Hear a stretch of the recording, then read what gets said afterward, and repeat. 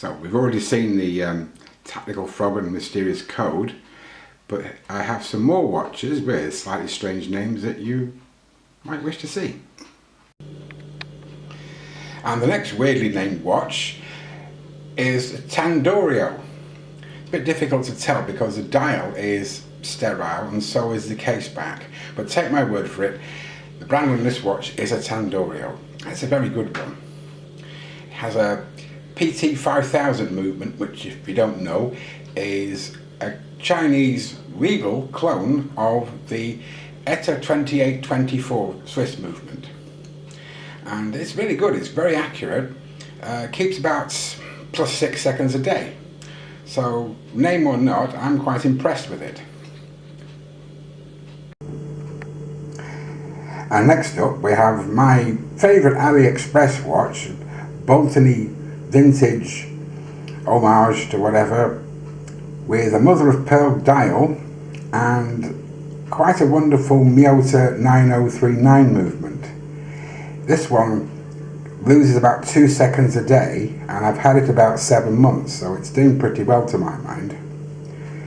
Now if you're wondering about why Boltony and Tandorio sound like strange names, it's because to people in Britain, they sound very much like dishes you could get in an Indian restaurant. So that's us Brits for you. What can I say? And last but not least, we have the legendary Bernie from AliExpress. I don't know whether you're familiar with the dial design, but it's based on the clocks that are found in Swiss railway stations. I think the original company that made this watch was Mondaine. But I don't know, Bernie's done quite a good job of it. I'll try and explain this to you. First of all, everybody complains about the old Miyota movements and that they have this rotor that makes a noise, but let me show you something. Whoa, that is a lot of fun, I think. I know they say little things please little minds, but that goes doubly for me. Of course, one of the nicest things about the Bernie is the fully loomed dial. As you can see, we're in a completely dark room and it just glows for fun. Good, eh? Next, it's time to whip up some nosh for Sunday. I'm going to make something approximating to the British dish toad in the hole.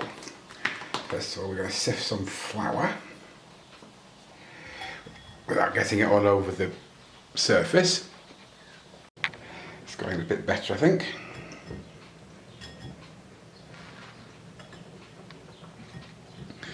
Yeah, that should be fine.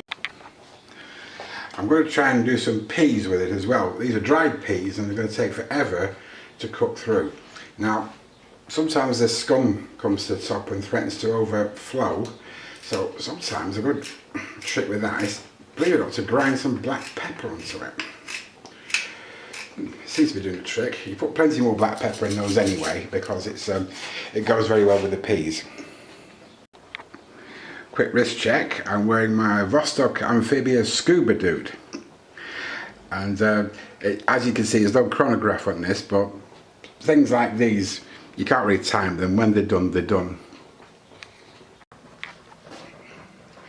Next we're going to add some drinking water. Carefully, we might add a little bit more.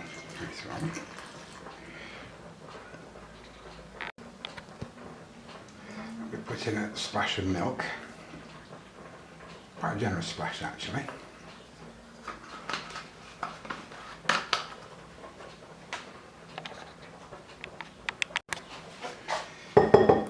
Next we're going to add an egg or two.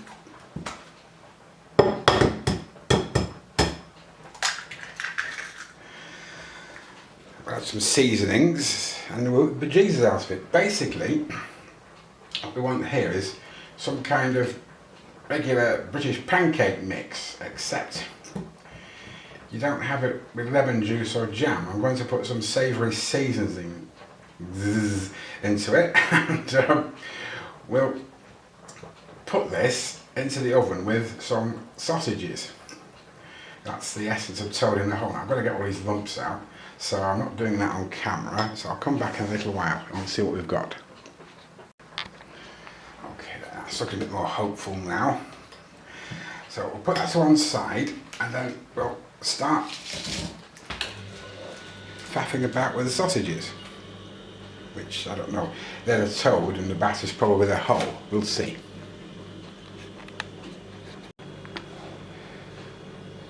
I've already slightly preheated this baking tin, and the trick is, don't put foil around it. You should oil it. I put a drop of oil on the bottom.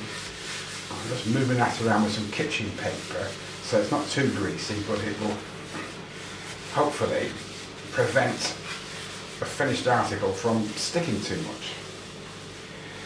Let's see how well that goes.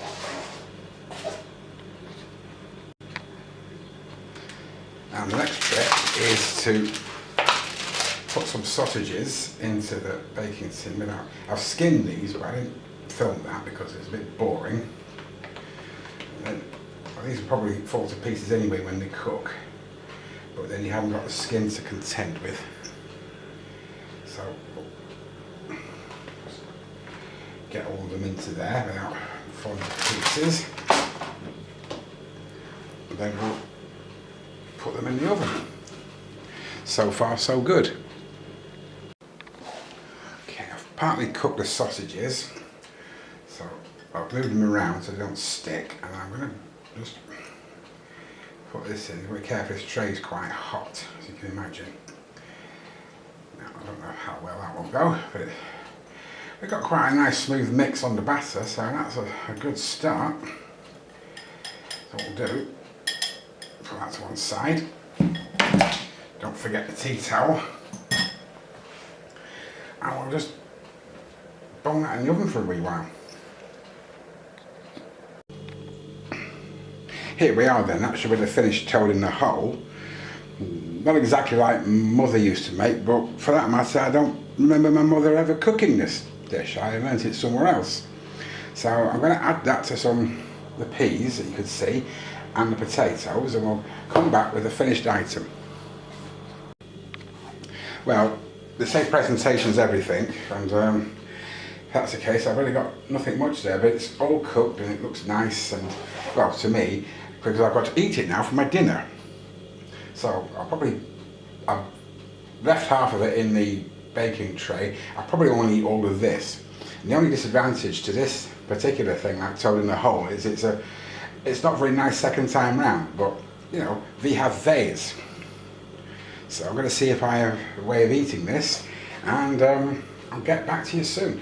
Oh, by the way, let's see if I can show this without too much kerfuffle. Yeah, if you can see the time check, it's taken just over an hour to do the whole lot. So there you have it.